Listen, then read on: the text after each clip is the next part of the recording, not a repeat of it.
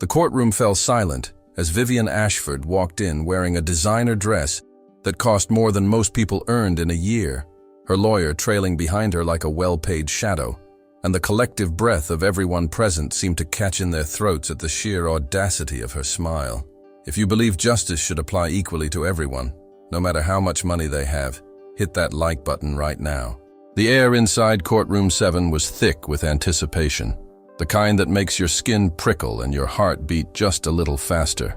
Sunlight filtered through the tall windows, casting long rectangular patterns across the polished wooden floors, illuminating particles of dust that hung suspended like tiny witnesses to what was about to unfold. The gallery was packed, standing room only, with journalists, victims' families, and curious onlookers who had followed this case through weeks of media coverage that had dominated every news cycle. Vivian Ashford was 23 years old, blessed, or perhaps cursed, with the kind of beauty that opened doors and the kind of wealth that kicked them off their hinges. Her father, Marcus Ashford, was one of the 10 richest men in the country, a tech billionaire whose companies touched nearly every aspect of modern life.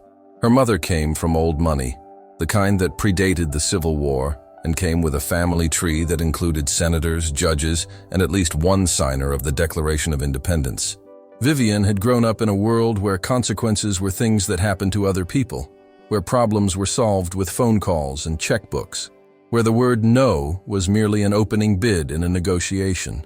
The charges against her were severe: vehicular manslaughter while driving under the influence, leaving the scene of an accident, obstruction of justice, and witness tampering. 6 months earlier, on a warm Saturday night in late spring, Vivian had been driving her custom Maserati through the downtown area at nearly 90 miles per hour. Her blood alcohol level later determined to be nearly 3 times the legal limit. She had run a red light at the intersection of 5th and Madison, striking a Honda Civic that was crossing legally through the intersection. The driver of that Civic was James Chen, a 34-year-old elementary school teacher, beloved by his students and colleagues, a man who volunteered at the local food bank every weekend, and who had been on his way home from his mother's house where he'd had dinner with his family. James had died at the scene, his car crushed like a tin can, while Vivienne had accelerated away from the accident without even touching her brakes, later claiming she hadn't realized she'd hit anything. But the evidence told a different story. Security cameras had captured everything: the collision, the way Vivian's car had paused for just a moment before speeding away, the way she'd looked directly at the wreckage in her rearview mirror.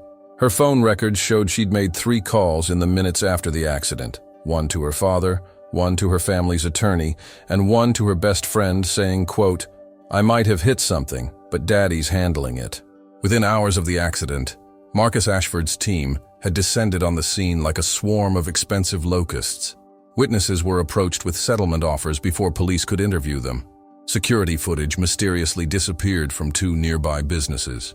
The officer who'd initially taken the report found himself suddenly transferred to a desk job pending an internal review of unrelated matters. It was a masterclass in how money and power could reshape reality itself. But they hadn't counted on Detective Sarah Morrison, a 20-year veteran with a reputation for being unbribable and unmovable. She'd worked the case with the intensity of someone who understood that justice delayed was justice denied, following every lead, recovering deleted footage from backup servers, tracking down witnesses who'd been paid to disappear, building a case so airtight that even the Ashford family's legal battalion couldn't dismantle it. Now 3 months after her arrest, and 6 months after James Chen had taken his last breath on a downtown street, Vivian Ashford stood in Judge Elias Monroe's courtroom, and the weight of those months hung in the air like smoke. Judge Monroe sat behind his bench with the stillness of a statue carved from granite and wisdom. He was 63 years old, with silver hair that caught the light, deep-set eyes that missed nothing, and a face that might have been handsome in youth but had aged into something more valuable: authority. He'd been on the bench for 27 years, had presided over thousands of cases, and had a reputation that extended far beyond his jurisdiction. Lawyers called him fair but unforgiving. Defendants called him harsh but honest. The public called him the last honest judge in a system drowning in compromise. He wore his black robes the way a knight wore armor, not as decoration, but as a symbol of duty. His courtroom was his kingdom, and in it, money could not buy outcomes, connections could not purchase mercy, and arrogance was a currency that bought nothing but contempt. The prosecution's case had been devastating. Over 3 weeks of testimony, they'd systematically dismantled every lie, exposed every cover-up, and painted a picture of privilege so grotesque it had made several jurors visibly angry. They'd shown the jury the security footage, the horrific impact, the moment of pause, the calculated flight. They'd played the 911 calls from witnesses, voices shaking with shock and horror. They'd brought forward the witnesses who'd been paid to disappear, now granted immunity, and eager to tell the truth. They'd presented phone records, financial transactions, and a paper trail that led directly to a conspiracy to obstruct justice. But the most powerful testimony had come from James Chen's mother, Elizabeth, a tiny woman of 72 who'd raised James alone after her husband died, who'd worked 3 jobs to put her son through college, who'd watched with pride as he became the first person in their family to graduate university. She'd taken the stand with trembling hands, her voice barely above a whisper, and told the court about her son. "He called me every day," she'd said, tears streaming down her weathered face. "Every single day since he was 18 years old and left for college. Even when he was sick, even when he was busy, he called. The day of the accident, he'd had dinner with me. We'd made dumplings together, his favorite. He hugged me before he left and said, 'I love you, Mom. I'll call you tomorrow.' But tomorrow never came. That call never came. And every day since, I wake up and for just a moment, I forget he's gone. And I wait for the phone to ring, and then I remember, and it's like losing him all over again." The courtroom had been utterly silent, except for the sound of suppressed sobs from the gallery. Even the court reporter had paused, wiping her eyes before continuing. Vivian had sat through it all with an expression of bored annoyance, occasionally checking her phone until the judge had threatened her with contempt, whispering to her lawyer with a smirk that seemed permanently etched onto her face. When Elizabeth Chen had broken down sobbing on the stand, Vivian had actually rolled her eyes, a gesture caught by a sketch artist and plastered across every newspaper in the country the next day. The defense's strategy had been predictable: attack the evidence, question the procedures, suggest that the prosecution was targeting Vivian because of her family's wealth and prominence. They'd brought in expert witnesses who contradicted the blood alcohol findings, suggested the security footage had been tampered with, implied that witnesses had been coached. They'd painted Vivian as a victim of a witch hunt, a young woman being persecuted because her success made others envious. But they couldn't overcome the facts. The evidence was too strong, too consistent, too overwhelming. The jury had seen through every smokescreen, recognized every distraction for what it was. After 3 days of deliberation, they'd returned with their verdict, guilty on all counts. Now came the sentencing hearing, the moment when Judge Monroe would decide Vivian Ashford's fate. The courtroom was even more packed than it had been during the trial, with people lining the walls and spilling into the hallway outside. News vans filled the parking lot. Social media was exploding with commentary and speculation. This wasn't just a sentencing, it was a referendum on whether the justice system could actually hold the wealthy accountable. The prosecution went first, with Assistant District Attorney Rachel Martinez standing to address the court. She was 41, sharp as broken glass, with a conviction rate that made defense attorneys nervous. She'd prosecuted murderers, rapists, and corrupt politicians, but she later said this case had affected her more than any other because of the sheer callousness it represented. "Your Honor," Martinez began, her voice clear and strong, "the defendant has shown no remorse, no acknowledgement of wrongdoing, no recognition of the life she took and the family she destroyed. James Chen was a good man, a teacher who shaped young minds, a son who honored his mother, a friend who enriched every life he touched. He died because the defendant believed the rules didn't apply to her, that her wealth and her family name placed her above the law. And after taking his life, she compounded that crime by attempting to cover it up, by using her family's resources to obstruct justice, to silence witnesses, to buy her way out of accountability." Martinez turned to look directly at Vivian. "The defendant sits here today not because the system worked as it should, but because dedicated public servants refused to be bought, intimidated, or deterred. Detective Morrison worked this case for months without sleep, following leads that others said were dead ends. Witnesses came forward despite being offered money to stay silent. because they believed in justice. And the jury, 12 ordinary citizens, saw through every expensive lie and recognized the truth. But through it all, the defendant has maintained her arrogance, her certainty that somehow, someway, her family will make this go away. She paused, letting the words settle. Your Honor, the prosecution recommends the maximum sentence allowed by law. Nothing less would be justice for James Chen and his family. Nothing less would send the message that in this courtroom, everyone is equal under the law. Martinez sat down, and the defense stood. Richard Pemberton was 70 years old, cost $5,000 an hour, and had never lost a capital case. He was wearing a suit that cost more than most people's cars, and he carried himself with the confidence of a man who'd spent 40 years making the impossible possible for wealthy clients. Your Honor, Pemberton said, his voice smooth as aged whiskey. My client is a young woman who made a terrible mistake. A mistake, yes, but not the monster the prosecution has attempted to portray. Miss Ashford grew up in a world of privilege, that's true. But should we punish her for the circumstances of her birth? Should we make her a symbol, a sacrifice on the altar of class warfare?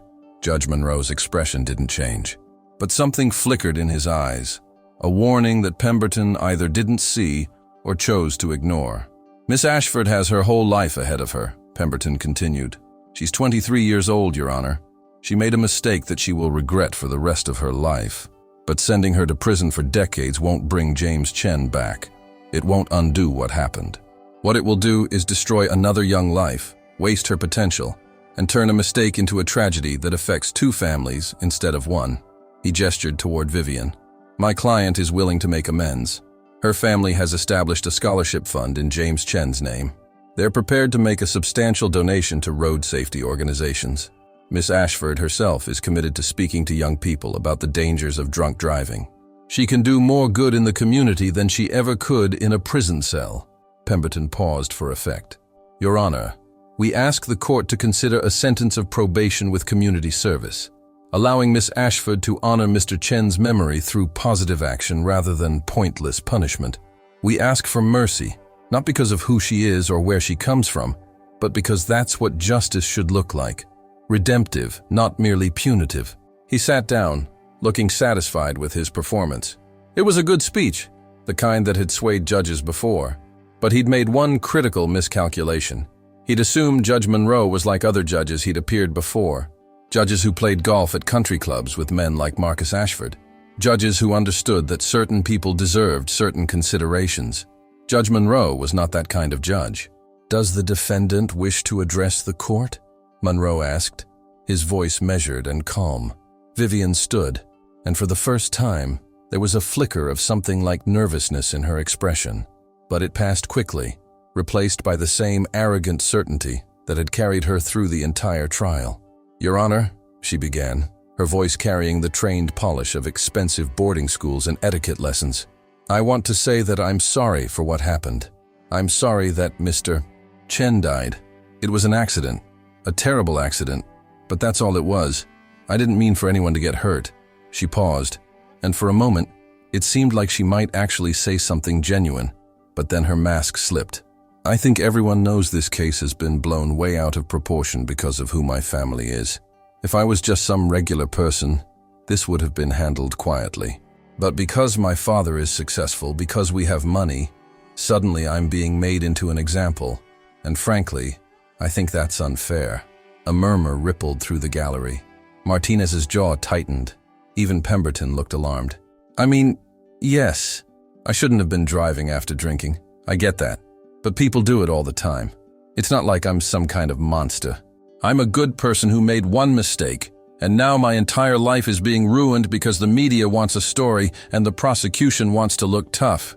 Judge Monroe's expression remained neutral, but his eyes had gone cold. Arctic cold. Vivian, emboldened by his silence or perhaps just unable to stop herself, continued. My family has offered to do everything possible to make this right. We've offered money. We've created scholarships. We've tried to settle this quietly and reasonably. But nothing is enough for some people. They just want blood. They want to punish me for being born into a family that's successful. She straightened her shoulders, her voice taking on an edge. And honestly, Your Honor, I think you should consider very carefully how you proceed here. My family has friends in this state at the highest levels. Judges, senators, governors, people who understand how things really work. This isn't some small-town court where you can just throw the book at people to make yourself feel important. There are consequences to making enemies of powerful people and— Sit down. Judge Monroe's voice cut through the courtroom like a blade, quiet but carrying such authority that Vivian actually stumbled back a step. Sit down. She sat, her face pale now, as if she'd finally realized she'd crossed a line from which there was no return. The courtroom was so silent you could hear the clock ticking on the wall, could hear the sound of breathing from the gallery, could feel the tension crackling in the air like electricity before a lightning strike. Judge Monroe stood, slowly, deliberately. He was not a tall man, but in that moment he seemed to tower over everyone present.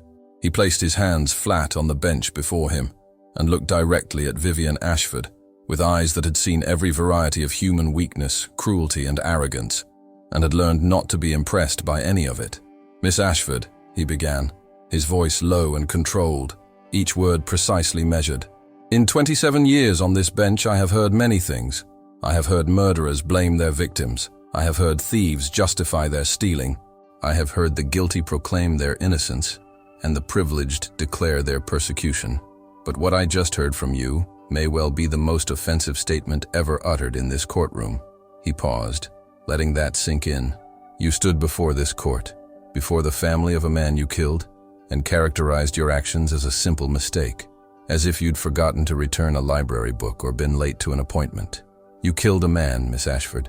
You got behind the wheel of a vehicle while intoxicated, drove at criminal speeds through city streets, ran a red light, struck and killed James Chen, and then fled the scene.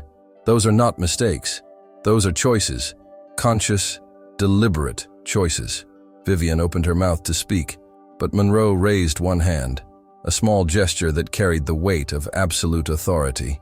"You are not finished listening," he said. "You have had your turn to speak. Now you will extend me the courtesy of silence." She closed her mouth, her hands gripping the edge of the defense table. "You speak of being targeted because of your family's wealth, of being made an example. Let me be absolutely clear. You are not being prosecuted because you are rich. You are being prosecuted because you committed serious crimes. Your wealth did not make you a target. It made you believe you were immune. It convinced you that rules were for other people, that consequences were things that happened to those less fortunate, less connected, less important than you." Monroe's voice grew harder. "And then, after taking a man's life and fleeing the scene, you and your family engaged in a systematic attempt to obstruct justice. You paid witnesses to recant their statements. You made evidence disappear. You attempted to have a police officer removed from the case. You used your family's money and influence not to face what you'd done, but to escape it. That's not a mistake, Miss Ashford. That's corruption. That's contempt for the very concept of justice." He leaned forward slightly. "But what truly disturbs me, what truly reveals the depth of your moral bankruptcy, is what you just said to this court. You stated openly that I should consider the consequences of ruling against you. You threatened this court with your family's political connections. You implied that justice in this courtroom is for sale, that my decisions should be influenced by fear of powerful people." The temperature in the room seemed to drop. Several people in the gallery leaned forward, not wanting to miss a single word. "Let me tell you something about consequences, Miss Ashford," Monroe continued, his voice like iron wrapped in ice. "When James Chen left his mother's house that night, he was thinking about his students, about the lesson plans he needed to prepare, about the parent-teacher conferences he had scheduled. He was thinking about ordinary things, good things, the thoughts of a decent man living a decent life. He never got to think those thoughts again because you decided that traffic laws and sobriety requirements didn't apply to you. The consequence for him was death. The consequence for his mother was losing her only son.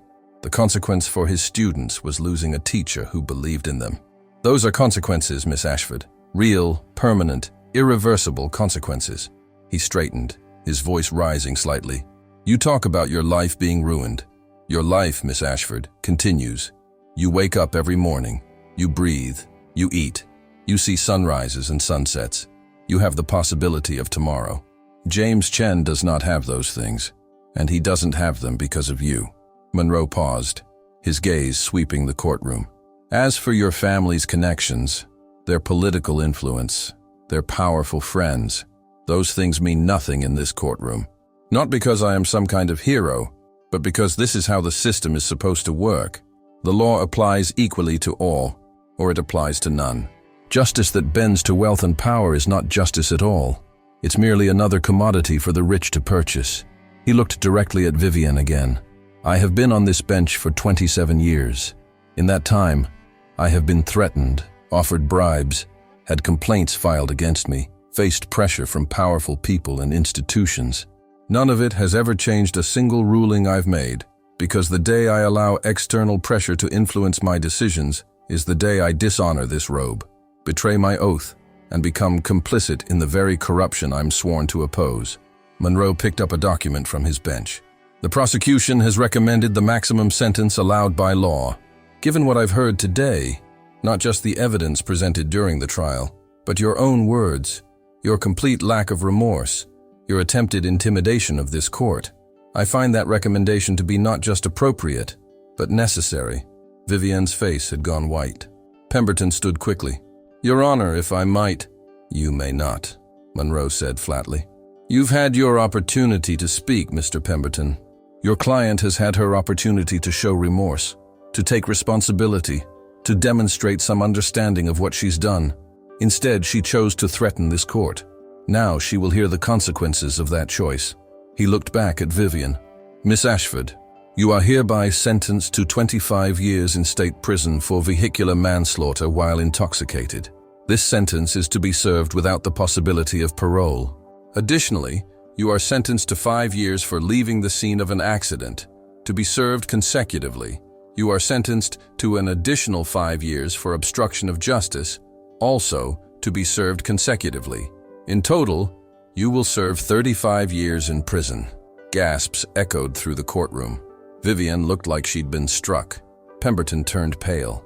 Even Martinez looked surprised.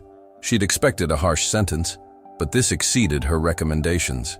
Furthermore, Monroe continued, you are ordered to pay restitution to the Chen family in the amount of $5 million. Your driver's license is permanently revoked. Upon your release, you will serve a lifetime period of supervised probation. Vivian found her voice, high and desperate. You can't do this. My father will. Your father will do nothing, Monroe interrupted, his voice sharp. Because he has no power here. Because this is a court of law, not a marketplace where justice is auctioned to the highest bidder. Your father's money bought you the most expensive lawyers. It bought you delays and legal maneuvering and every advantage the system allows.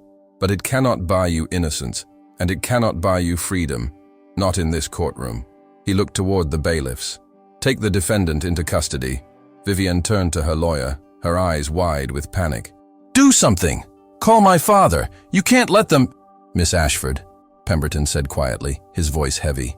There's nothing I can do. The judge has made his ruling. Then I'll appeal. We'll appeal. This is ridiculous. This is— You have the right to appeal, Monroe said, his voice returning to its measured calm. That is your constitutional right, and I would not deny it to you. But I suspect you'll find that appellate courts tend to uphold sentences when defendants threaten trial judges and show no remorse for their crimes. The bailiffs approached Vivian, handcuffs ready. She looked around wildly, as if searching for someone who would intervene, someone who would make this all go away the way things had always been made to go away in her life. But there was no one. Her father sat in the gallery, his face a mask of controlled fury, but ultimately powerless. Her mother was crying silently. Her expensive lawyer was gathering his papers, already mentally composing the statement he'd give to the press outside. This isn't right, Vivian said, her voice breaking. This isn't how it's supposed to go. People like me don't go to prison. We don't— People like you, Monroe interrupted, standing one more time, are exactly the people who need to go to prison.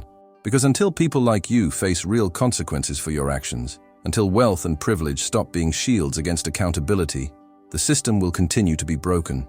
James Chen was a good man who deserved to live. His mother deserved to see her son grow old.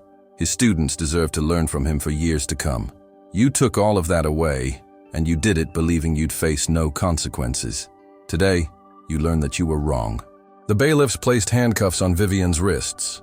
She was crying now, mascara running down her face, all traces of arrogance finally stripped away, replaced by the raw fear of someone who had finally encountered a reality that money couldn't reshape.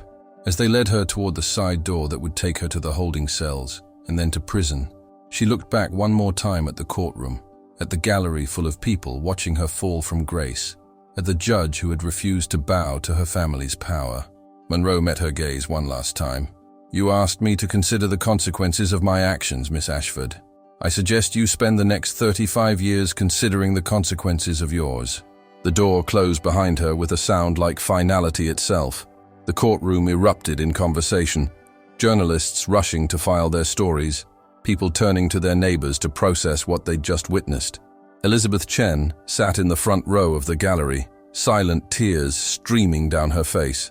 Not tears of joy, because nothing would bring her son back, but perhaps tears of relief that someone had finally acknowledged that her son's life had mattered, that his death had not been just a footnote in someone else's story of privilege. Martinez gathered her materials, allowing herself a small smile of satisfaction. Detective Morrison, sitting in the back of the courtroom, nodded to herself. This was why she'd spent 20 years fighting the good fight, for moments like this, when the system actually worked the way it was supposed to. Judge Monroe sat back down, made a notation in his records, and called for the next case, because this was his job.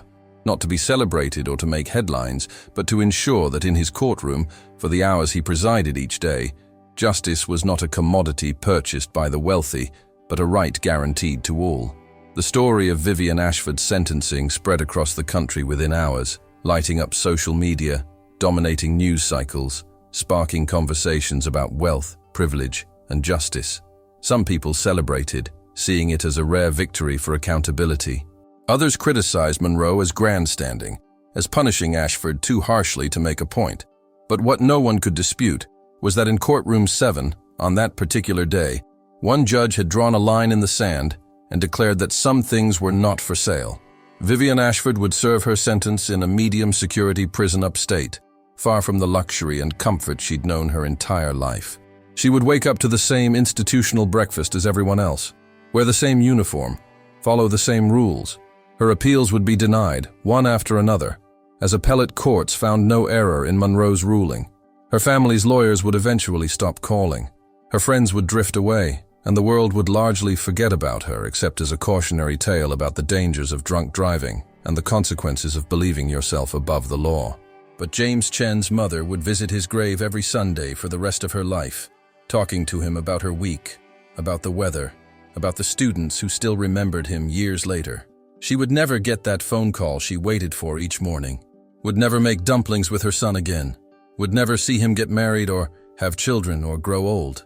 The money from the restitution would sit untouched in a bank account she never accessed, because no amount of money could fill the space her son had left behind. Judge Monroe would continue his work, presiding over cases with the same fairness and integrity he always had, treating each defendant, rich or poor, powerful or powerless, with equal measures of stern justice and fundamental human dignity. He would retire 4 years later, having served his community for over 3 decades, and the lawyers who practiced before him would speak of his legacy in tones of respect and admiration. And somewhere in the complicated machinery of the American justice system, this case would stand as a reminder that sometimes, just sometimes, the system works, that sometimes a judge has the courage to do what's right rather than what's convenient. That wealth and power, no matter how vast, cannot always buy escape from the consequences of our choices. Because in the end, Vivian Ashford wasn't sentenced to 35 years for driving drunk.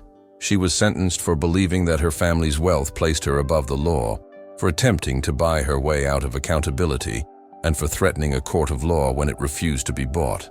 She was sentenced for the ultimate arrogance of believing that some lives matter more than others, that some people are more equal than others, that justice is a privilege reserved for those who can't afford to escape it. Judge Monroe had made it clear. In his courtroom, that belief had no currency. That's the kind of justice we need in every courtroom across this country. Blind to wealth, deaf to threats, committed only to the truth and to the principle that we are all equal under the law.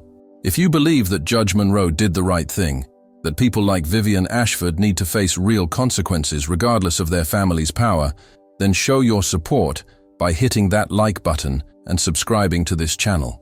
Drop a comment saying, "Justice for all," or let us know where you're watching from.